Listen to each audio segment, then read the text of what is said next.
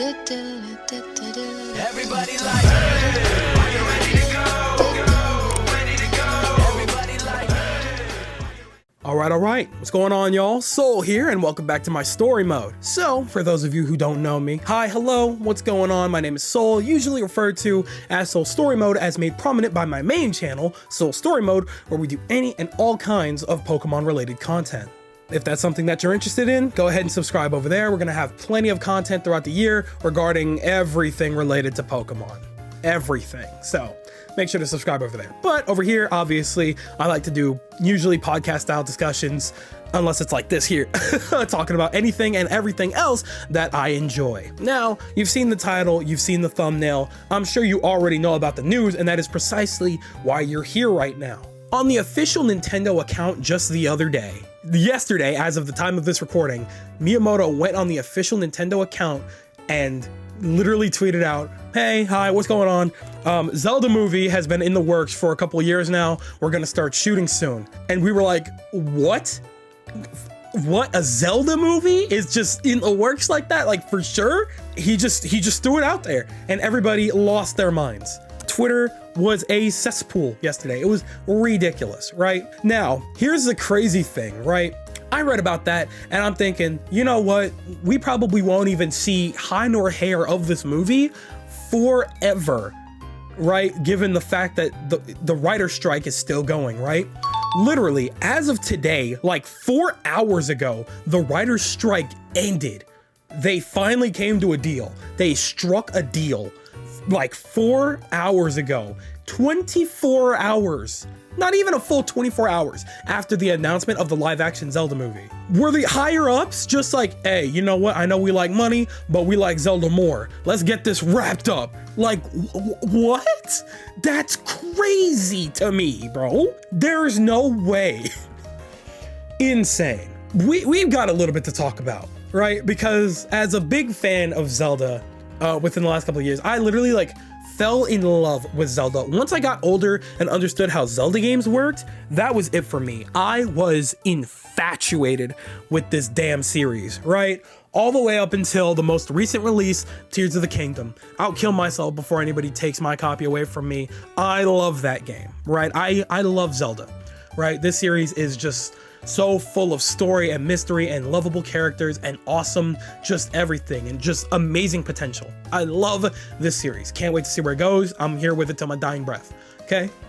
So a movie, on one hand, obviously I'm super excited, right? Can't wait to see what that would look like on the big screen, them playing like their themes on the big screen. That would be crazy.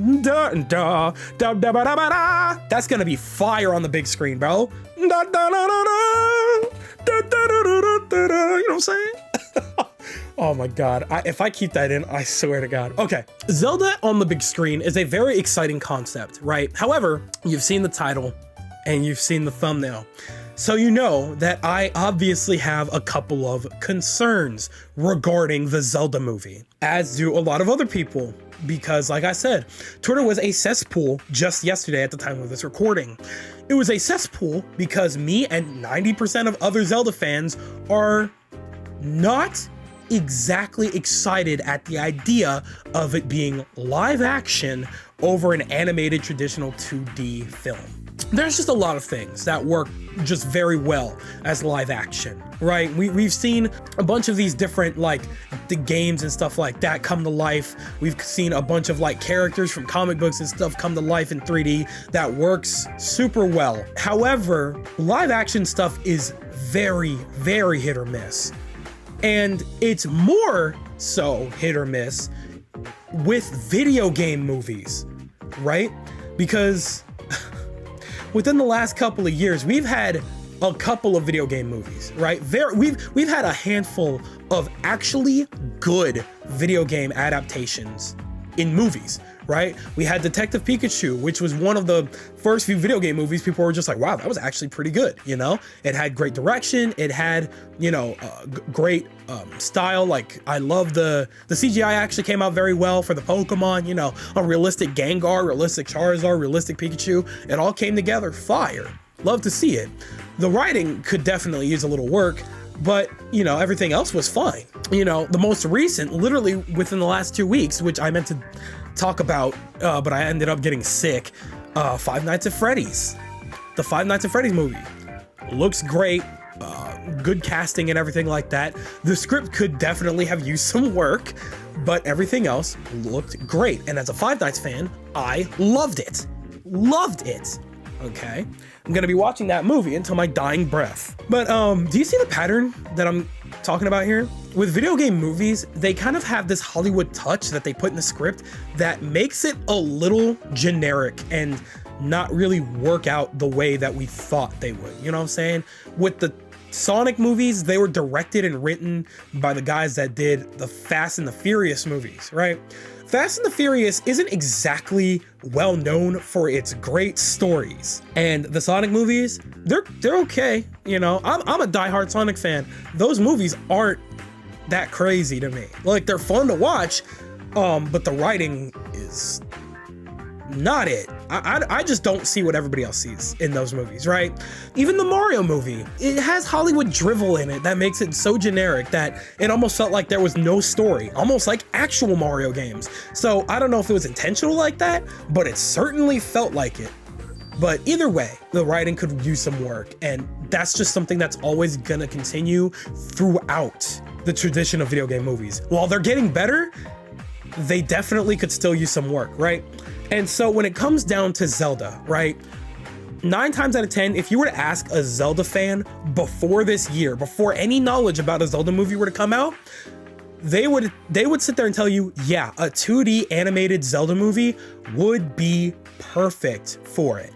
There's something about the art direction and style and storytelling for Zelda that would just work so well in 2D.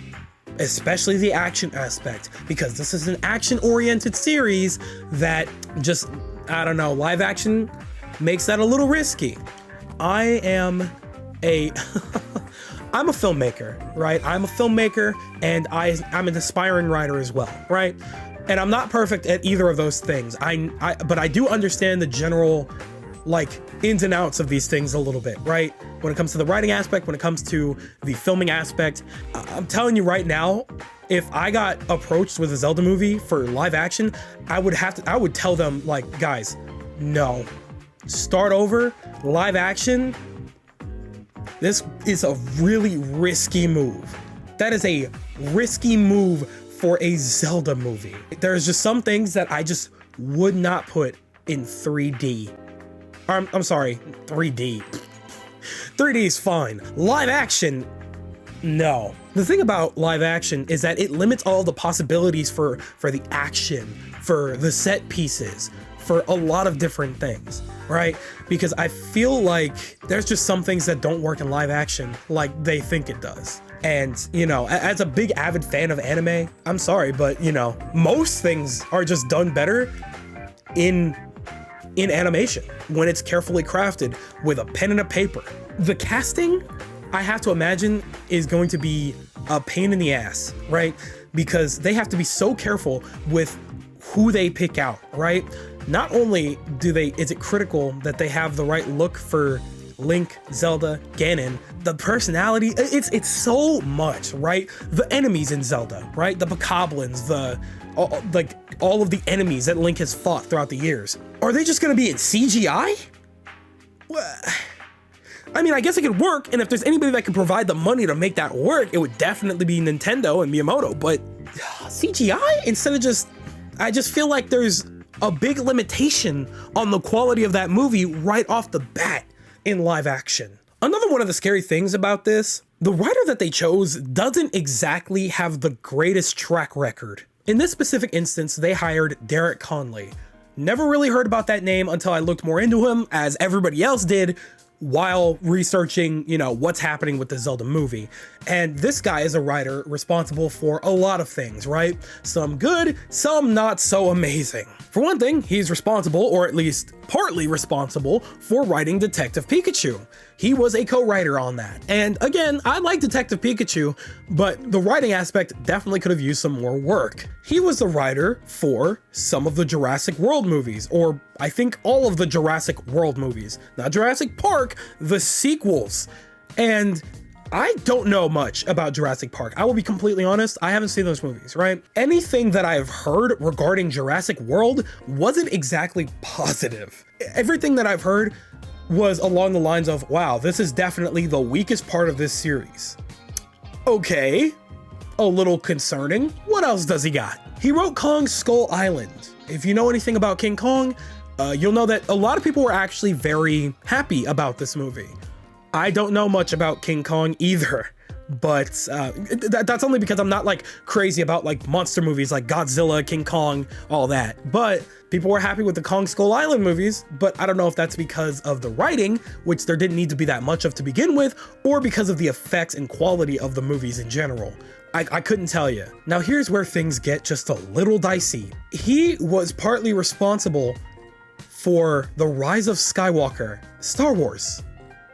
The Rise of Skywalker, which in the Star Wars community is regarded as the worst movie in the worst trilogy as part of the series. That is just a tad concerning. I have seen most of Star Wars, as well as The Rise of Skywalker. That movie was not it. That is definitely one of the worst movies I have ever seen. And I'm not just saying that as a Star Wars fan, the writing just didn't make sense. Calling myself a Star Wars fan in 2023, my kid self would want to beat the crap out of me for that, but we're moving on. Either way, it's not really a trustworthy track record so far, right? He wrote one solid monster movie, or at least he was a co-writer for it. We don't even know if he was like how heavily involved he was in the writing or like how much he influenced it, but his track record is super hit or super miss. And that is very scary for something like Zelda, because we didn't hear high nor hair of a co-writer. It's just him. So yeah, that's something to definitely be a little concerned about. Now, another thing that's a little scary here is the director, Avi Arad. I don't know how to properly pronounce it. Please don't hesitate to correct me. But Avi Arad is who Miyamoto approached for the idea of a Zelda movie as a producer. So they were in talks for years. They were getting everything down, everything that they would need. They're setting it up. Now it's go time. He's already the producer. He's gonna get it set up starting today. The thing about this guy, though, is that his track record is also very odd. This guy has been working with Marvel forever, like with Marvel properties forever. You know what I'm saying? He was a producer for a lot of the Marvel movies, especially like the first like superhero movies for like Iron Man and the Hulk and Doctor Strange. We like those movies. He set that up. He got those ready to go. Okay, that's cool. On top of that, he was also the producer for both Spider-Verse movies. Okay, phenomenal, super great. Love to see that. I absolutely adore those movies, and I will kill myself for them because they are just that hype, just that exciting. He made those possible. Can't thank him enough, right? But here's the thing. He was also responsible, or at least partly responsible as a producer for some real stinkers, right? And I'm not just talking about movies, I'm talking about shows as well. He was the producer for Pac-Man and the Ghostly Adventures. Terrible, terrible, absolutely god-awful. Could not watch more than 5 minutes of one episode. Terrible. He was the producer for Uncharted, one of the few video game movies in recent years that was an absolute god-awful flop, as it should have been. Not one single Uncharted fan actually liked that movie. Not one moviegoer really actually liked that movie. Nobody I knew went to see it, and a lot of my friends are good fans of Uncharted. So that'll tell you everything you need to know right there. But the scariest part about this, the absolute scariest part, is the fact that he was the producer for Morbius. Oh my goodness. For anybody that doesn't know, Morbius is one of the worst received movies, especially in Marvel's franchise, in recent years. That movie is terrible. Terrible movie, terrible cast. Like they should have known that Jared Leto was not the wave at all. But as a producer, he's part of the hiring process. He's part of like the main process there.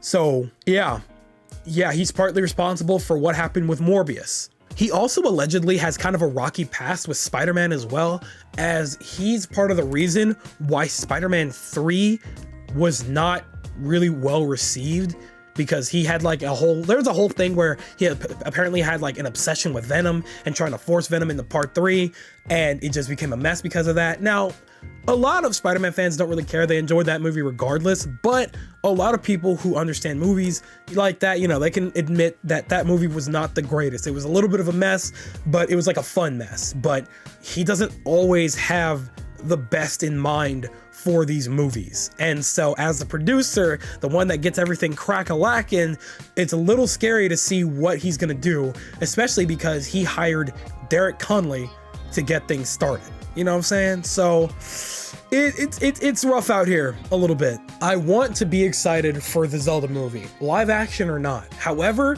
the people at the helm don't give me too much faith in what we're going to be receiving in the next couple of years. So I got to keep my expectations low now, especially for live action.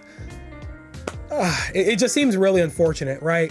I've seen all these talks about people wanting like a Ghibli 2D Zelda, and I knew that getting Ghibli on the project would be kind of ridiculous. Not that it would be impossible per se.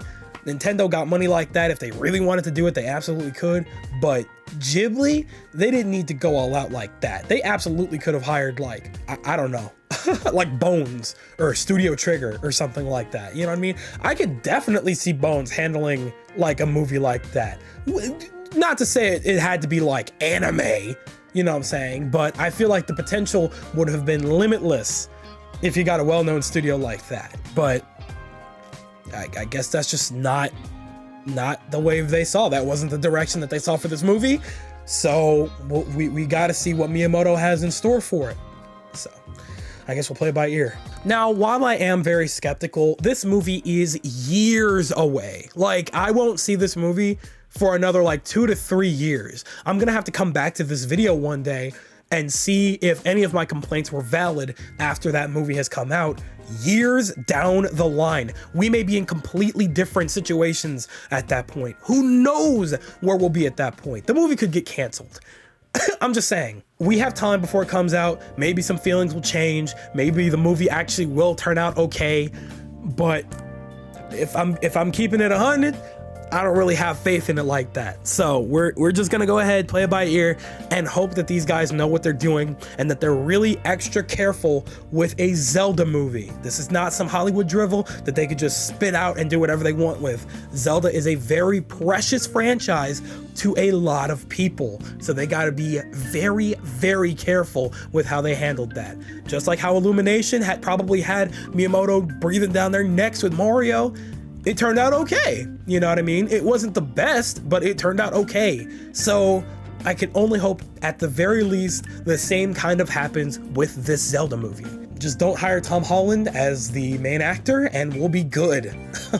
So we'll play that by ear. But yeah, sorry for not uploading for a couple of weeks.